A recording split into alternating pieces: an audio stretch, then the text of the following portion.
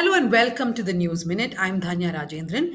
Today we're going to discuss a story which we published a few days ago. It's called Beyond Landslide Debris: The Making of Wayanad's Vulnerability. Joining me is my colleague Maria Teresa Raju, who did the story. As you all know, Wayanad was struck by landslides which took the lives of hundreds of people.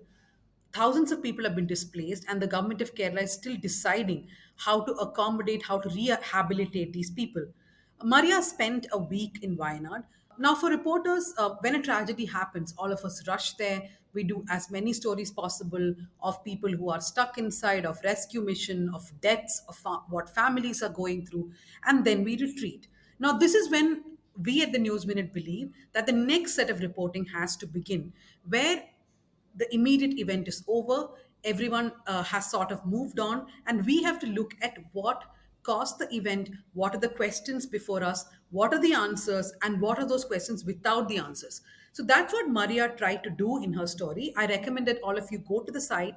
It will be on the homepage itself, and it will be on the link will be on the comments below. Telling you once again, it's called Beyond Landslide Debris: the making of Wayanad's vulnerability. So in this story, Maria looks at all the reasons that people believe makes Wayanad susceptible to landslides. This includes its terrain, the constructions over the years, the climate change, the torrential rains, and many more things. Maria, why did you believe that to do a story like this, to tell Wayanad's story and of its landslides, that you had to look at the history of that place?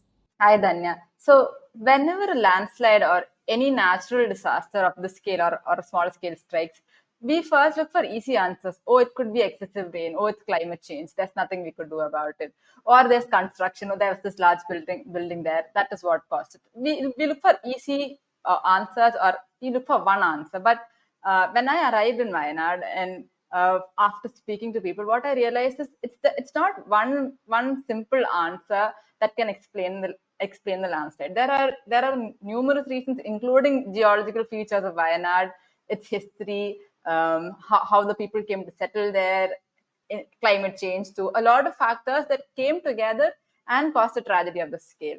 I began reporting for the story by speaking to N. Badusha, an environmentalist and activist who's been working in Wayanad for many years now. So it was he who told me that I need to start looking at Wayanad's fragile ecology, starting from our colonial past.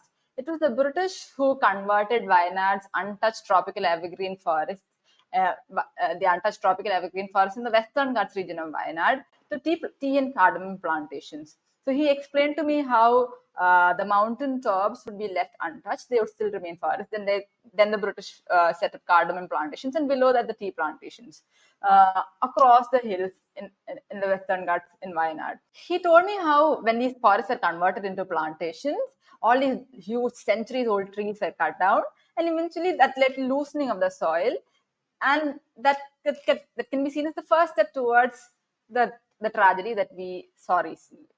So, Maria, if I can interrupt you there, I was actually reading an article when the Wayanad landslides happened, which I found very interesting. That apparently Maypadi in Wayanad, even before the tea plantations came in, the Britishers came there for gold mining, because there used to be rumors that there was gold in Wayanad. So they came to mine the gold, and then when they did not find it, a lot of them did not want to go back because it was such a beautiful place. So they settled down, and then they started the cardamom tea plantations. Now, I don't know if it is fully true, but I want to ask you now. Badusha, of course, told you that this is the beginning of the problem, right? Uh, and how the colonial history of ours contributed to people going there. But what else did you find? Did people talk about a lot of tourism, about a lot of construction, or climate change? Yes, they did. So, yes, Wayanad's ecology is fragile in itself. Yes, these plantations, yes, the conversion of forest to plantations accelerated its vulnerability, but also climate change played a role. All these scientists and environmentalists acknowledge that also. When there's excessive rain and it falls down on these forests and tea plantations, that also accelerates something like a landslide or such a landslide or landslip or land subsidence and all these disasters that could potentially happen in a place like that. So yes, they all mentioned climate change. They also spoke about how uh, construction also accelerates the vulnerability of a fragile ecology like Wayanad's Western Ghats. So, because you mentioned about construction, Maria, in your story, there is one section where you talk about the built up area, right? Because as reporters, we also look for proof. It's not enough that we say there is a lot of construction in Wayanad, or there is a lot of there are a lot of tourist industries coming up. We have to look for evidence, which is what Maria did. So she took up the panchayat records to find out what is the difference in the built up area in the Mepadi panchayat where this happened. What was your finding, Maria? So I looked through the built-up area of Mundakkai and Chooralmala wards in Mepadi Panchayat. These two are the wards that were badly affected in the landslides. So Chooralmala is a larger, you could call it a town. It is a village, but it's much larger in comparison to Mundakkai. So Chooralmala in the last 10 years had 29,000 square, almost more than 29,000 square meters increase in built-up area. Uh, and of the some 5,000 square meters was increased in built-up area for construction for the purpose of tourism itself. And for Mundakkai, But Maria, let me interrupt you there. When we talk about built up area, but before I ask Maria the question, telling everyone listening in that do read the story. It is behind a paywall. But like I keep telling everyone who comes to the News Minute to read our stories, in depth investigations, understand that this is not doable unless people pay to read because we do not have any advertisements. Maria, coming to your story, now when you say the built up area in Churalmala has increased and you said 5,000 square meter is for tourism alone, are we talking about large buildings or are we talking about smaller buildings? no, we're not. In fact, there are no huge buildings as such. These are uh, these are homestays, homestays, resorts, lodges. That's what they classified as. But when I check the area, these are probably cottages, multiple cottages measuring maybe 100 square meter or a 150 square meter cottage. But there are many of these. So you cannot say there is one single large building that's contributed to all of these. These are many small buildings or a bunch of cottages and all of that. That's making up the area. It was not like one 10-story building in the middle of the forest. That's just not the case. These are numerous small buildings that have come up over the years. Because when we report, Maria, there's a lot of construction. What people immediately imagine is some huge skyscraper is coming up and the earth is just sinking in, right? So what we're trying to bring through this reporting is also to tell you that when we speak about Wayanad and construction, it's not exactly what would happen in a Bengaluru or Hyderabad where we have a 30 floor or 40 floor building. These are smaller buildings. Maria, how I want to just quickly ask you, small diversion here. How did you go about your reporting? Because you also arrived at a time when the rescue was almost ending, right? There were no more people alive to be taken out, so it was more about retrieving dead bodies. But people are still very busy with those activities. So, as a reporter, explain to our audience how did you go about it? So I started with the environmentalist, as I mentioned. He lives in Sultan Bateri. He's an elderly man, and he's not actively participating in the rescue mission. So I met him. He told me he gave me a rough idea of what I should be looking for because he has several decades of experience working in Wayanad's environment scene. And then from him, I went to a scientist at the Hume Center who told me what scientific things I should be looking for, what are the scientific reasons I should be trying to find out. And then from there, I understood that the next step should be talking to government officials, trying to find out what data they have. I've been told there's construction. I've been told there's an increase in tourism, but is there data on that? So that's what I did. I went to the collectorate. I went to the panchayat officials and all of them, and tried to collect data. And then I made a couple of phone calls where I spoke to historians, sociologists, and all of that. And then from there, I decided I should go see the landslide site now. I need to understand what this looks like. So I did not go to the landslide site on the first day of reporting. I spoke to these people. I tried to understand it, and then I went to the landslide site. So when I went there, I had a certain understanding of Wayanad's history, and I understood the science and sort of understood science and everything behind the landslide itself, uh, and also who lived where and where the houses were and all that. So when I went and saw the landscape, when I saw the landslide site, uh, I could finally see what I had studied by then. and then it helped me get a clearer picture of what happened. So, Maria, also I want to ask you one more thing. What is this is not to do with the story itself. I know that this is not part of your story. Now, in the story, you have a lot of things. You have discussed the history of Wayanad, the terrain, the science, climate change, and all that.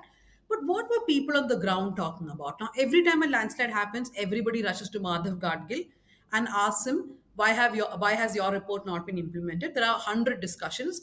Now everybody's again forgotten. But what do the people of Wayanad tell you? What do they feel about Madhav Gadgil or other ecological reports, which technically wants the place to shut down in many ways, right? So these people, they have been there for several generations. It's not like, unlike the tourism investors who are there, it's not like they came here 10 years back and built all these houses and decided to destroy its ecology. They have been here for generations. That is another thing that I explore in my story. How do these people come to live there? So telling them to suddenly leave or saying you cannot live here, that is probably not the ideal solution. So, because their lives and livelihoods have been centered around that area for so long, they're not welcoming a drastic move like. The guardrail, in fact, drastic, I would say, is the word perhaps. For, like two things. One is that in your story, you have actually looked at how the people came to live there, right? Like as an outsider, like as someone living in Bengaluru, I live in Bengaluru, you live in Kochi, the people watching this are living in different areas. So for us, it's very easy to judge and ask, why are these people living in the mountain tops or the hilltops, right? But in your story, you have explained that these are mostly people who are plantation workers, and the only money that they would have had is to buy a small plot near the plantation. It's not like they have a lot of money where they can buy land which is safer and elsewhere. And they also want to be close to where the plantations are, because it is not possible to traverse that distance almost every day, right? So it's also the problem. But the Guardgill report, Maria, I was looking through the Guardgill report after this happened again. I don't know how many at the time this is that I'm going looking through the Guardgill report. But one thing which struck me is that Guardgill did not want red and orange category polluting industries. Now, when you use the word red and orange polluting industries, it sounds very dire, right? But if you actually go through the list of orange, for example, it includes chicken farms, it includes big bakeries. It has so many very random small things, but they are all orange category polluting industries. So for people in Wayanad, I think this is how there is no middle ground, right? You cannot have a report which does not look at ground realities. Is that also what? But is there is there some sort of agreement between the environmentalists and the people there, or the environmentalists want everything to stop and people do not want? What were your feelings? Uh, so first of all, they some of them are tea plantation workers, but a lot of them are descendants of tea plantation workers. They inherited that land. Many of them may not be workers as such right now, but they could be. Their lives are pretty much dependent around that area. Their lives and livelihoods. So yeah, but then when we say all of that, people also are, so are these people saying, okay, we live here, whenever a landslide comes, we'll get swept away with that? That's not what they're saying either. What they're saying is, even if they're if the government is putting limits on, if the government can put limits on construction, but please, they should still be able. It's not like they're asking for a 3-story building or a 5-story building to be built there. They should be allowed to live there, but uh, any new construction, anything that happens, the government should be strictly monitoring. And that is another thing that is not happening there. In fact, the Panchayat secretary admitted that to me. There are numerous illegal constructions happening there, and the Panchayat is unable to keep it in check. They do not. If they had a list of illegal constructions, they would have to act on it. They do not have any list. They've not checked. Nothing of the sort has happened. And not just that, Maria, the government itself wants to build a twin tunnel project, right?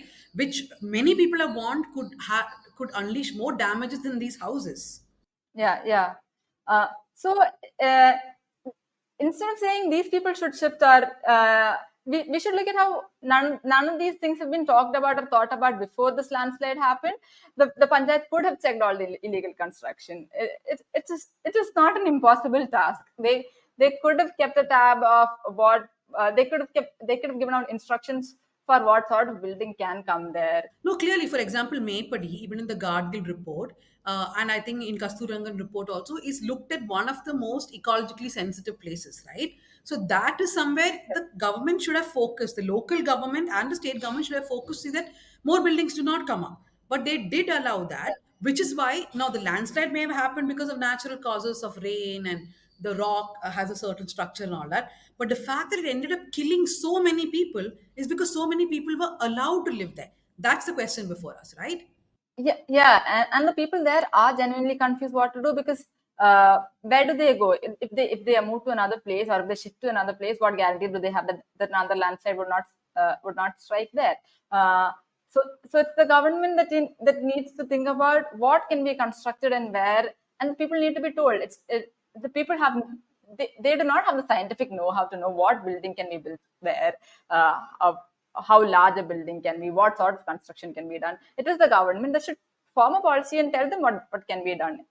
Okay, so thank you very much, Maria. To everybody joining us, do look at the story. The link is there in the comments below. Maria spent a week there to report, and we will have more reports from Wayanad, because we cannot just leave a story after tragedy saying this many people died, this many people have been rescued, and they're all sitting in camps. But we will look very closely at what is the government going to do about rehabilitation. We'll also look at what has happened to other landslide survivors, the landslides which happened in previous years. So do tune into all those stories. And remember, Maria's story is behind the paywall, but we do have monthly options for paywall. It's just 2 coffees a month that you may have to sacrifice to actually support independent journalism. So go ahead and do that. Thank you very much.